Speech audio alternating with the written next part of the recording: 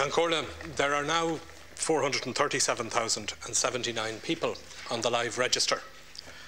The number of people on the live register in December was the highest end-of-year figure since records began. And it was the 19th successive month that the number of people on the unemployment live register was over 400,000.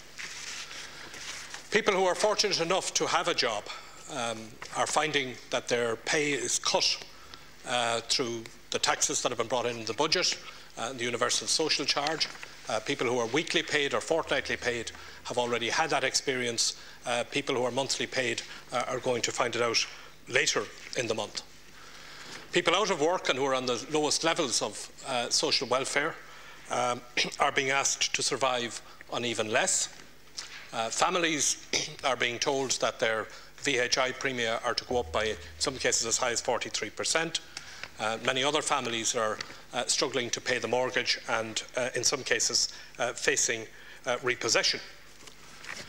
And while all of that is taking place, the government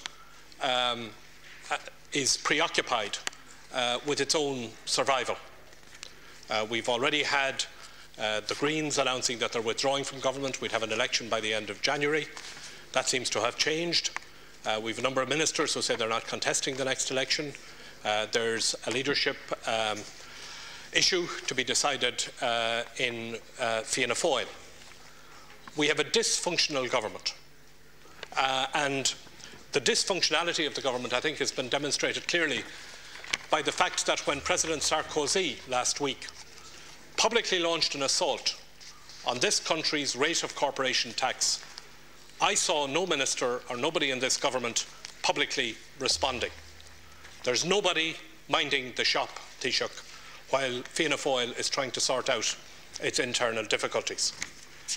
Now, a number of times last week, I asked you to set out a clear timetable for the taking of the finance legislation and for the dissolution of the Dáil and for giving the people of the country an opportunity of deciding who should be governing the country and getting the fresh start and the change that this country needs.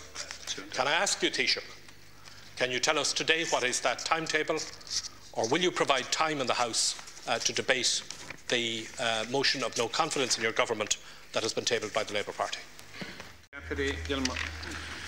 I think the Taoiseach is living in a wonderland. First of all,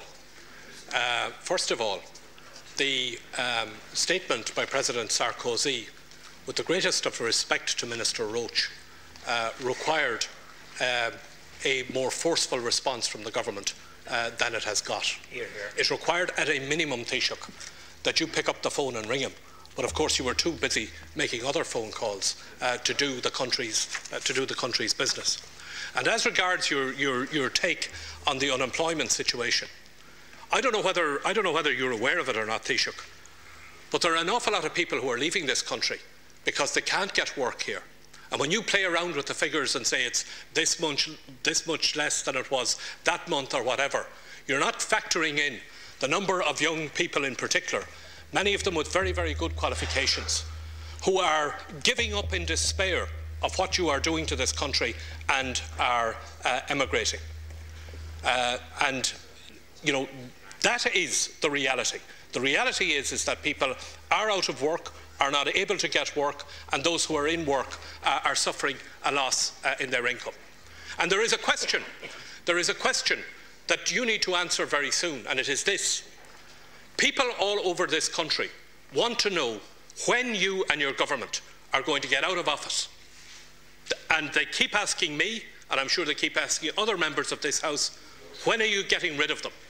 When are you getting out? Now, fair dues to you, you've given your own party a secret ballot on your own future as leader of your party, and the best of luck to you in that. When are you going to give the people of the country the secret ballot to decide your future as leader of the country and your government's future as leader of the country? Because from what I can see, and this has been the ploy that has been going on here since we came back after the Christmas.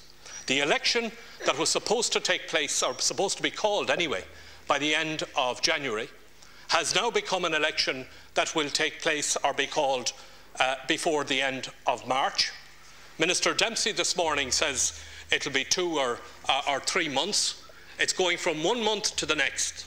And it's quite clear that what your strategy is to cling on to office as long as possible in the hope that something turns up, because your agenda now, Taoiseach, is more about your party's survival and your party's fortunes than it is about the good of the country.